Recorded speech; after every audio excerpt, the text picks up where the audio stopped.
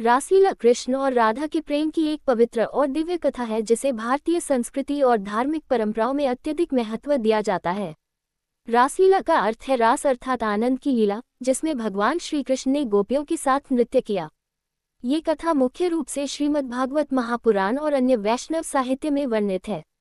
रासलीला की कथा। कृष्ण जब वृंदावन में थे, उन्होंने अपने बांसुरी की मधुर ध्वनि से गोपियों को आकर्षित किया।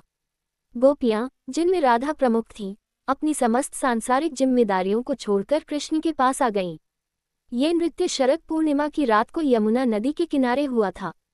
इस दिव्य लीला में श्री कृष्ण ने हर गोपी के साथ अलग अलग रूप में नृत्य किया, जिससे सभी को यह अनुभव हुआ कि कृष्ण केवल उनके साथ ही हैं।